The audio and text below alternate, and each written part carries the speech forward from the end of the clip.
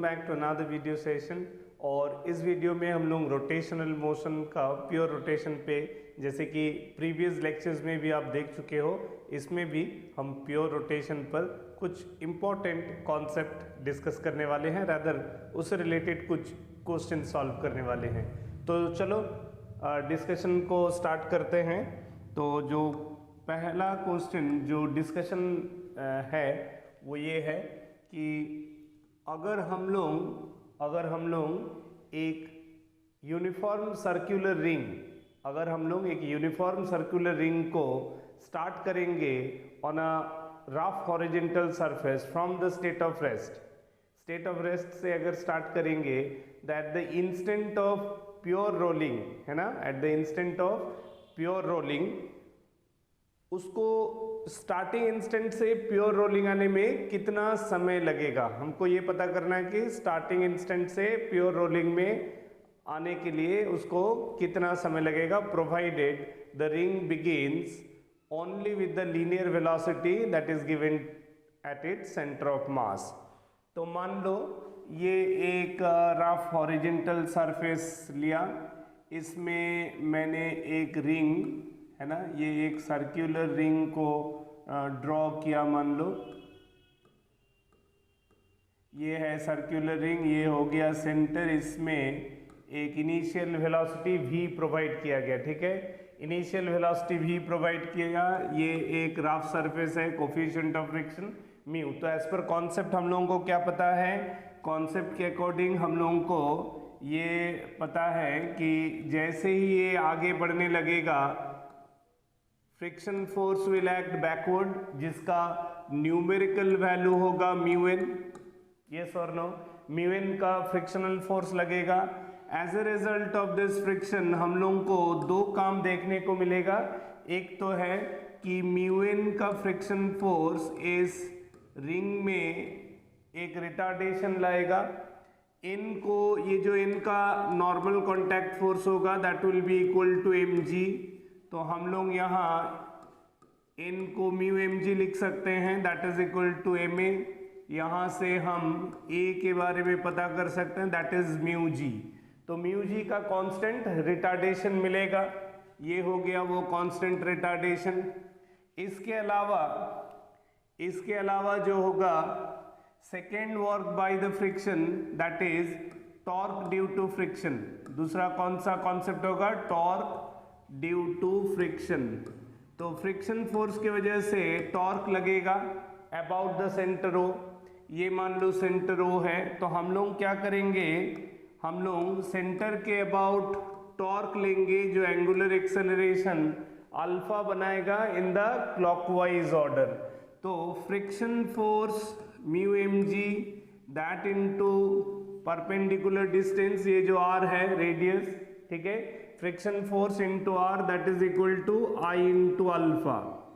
आप जान रहे हो कि एक्सिस हम लोग थ्रू O ले रहे हैं, passing through the centre perpendicular to its plane. तो mi जो होगा रिंग का वो क्या होता है, mr square that into alpha. ठीक है ना, I about the axis is mr square. तो हम यहाँ से एक m एक r कैंसिल कर सकते हैं, तो हमको अल्फा मिल जाएगा mu g by r, right. Alpha कितना आ गया, म्यू g बाई आर। इस अल्फा की वजह से अब हमको at the instant of pure rotation जब होगा, तब ये रिंग में दो चीज दिखेगा, रिंग में हमको दो चीज दिखेगा। एक तो है रिंग का एग्जिस्टिंग इंस्टेंटेनियस ओमेगा, और ये रिटार्डेशन ये रहेगा, alpha is still available clockwise. तो जो अल्फा था, अल्फा जो पहले क्लॉकवाइज लगा था, वो अल्फा की वजह से, जबकि स्टार्टिंग ओमेगा 0 है, इनिशियल ओमेगा जो है, ओमेगा इनिशियल का बात करें तो वो 0 है। तो ओमेगा इनिशियल 0 है, लेकिन अल्फा होने की वजह से ओमेगा लगातार बढ़ता रहेगा। तो एक इंस्टेंट आएगा जब इंस्टेंटेनियस ओमेगा, ठीक है। अच्छा, सेंटर ऑफ मास में जो वेलोसिटी है, लीनियर वेलोसिटी, अब ये पहले की अपेक्षा कुछ कम हो गया, v dash that is less than the starting velocity. ये स्टार्ट किया था v से, लेकिन अब इसका इंस्टेंटेनियस वेलोसिटी v डैश है जो कि लेस देन v है।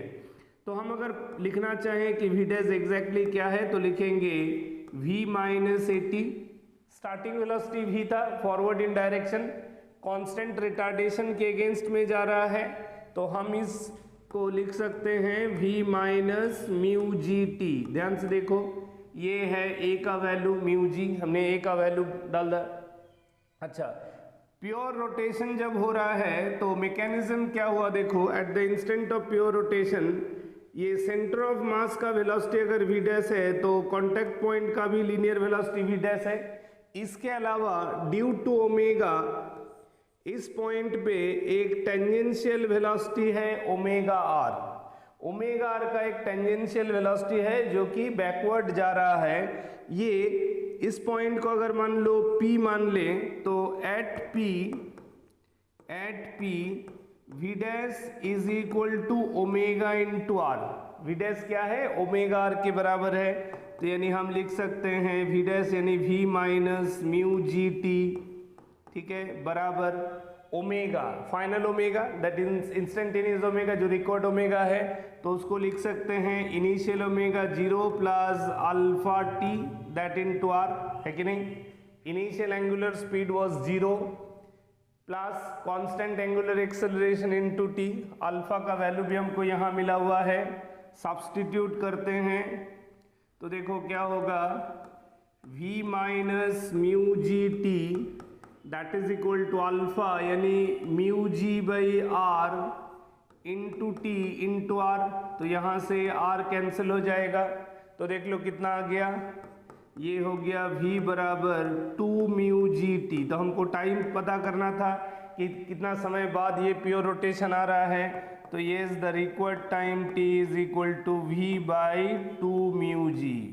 This is the time after which this ring will reach to the state of pure rotation, ये निकालना था। हाँ, अगर in addition apart from finding the time taken to reach this instant, अगर आपसे पूछा जाए कि what is this instantaneous velocity at the centre of the ring when this is happened, that is pure rotation attain किया, तो यानी कि उस समय का वेलोसिटी एट द सेंटर जो था, जिसको कि हमने कितना एज्यूम किया था v डैश, और वो v डैश का वैल्यू था v माइनस 80, ठीक है, तो v माइनस a यानी mu g that into t, तो आप देख रहे हो यहाँ से म्यू जी टी को हम v बाई 2 लिख सकते हैं, तो it is v minus v by 2, यानी कि सेंटर ऑफ मास का velocity has been drop down to half of the starting velocity, the velocity with which it began its motion. Clear है?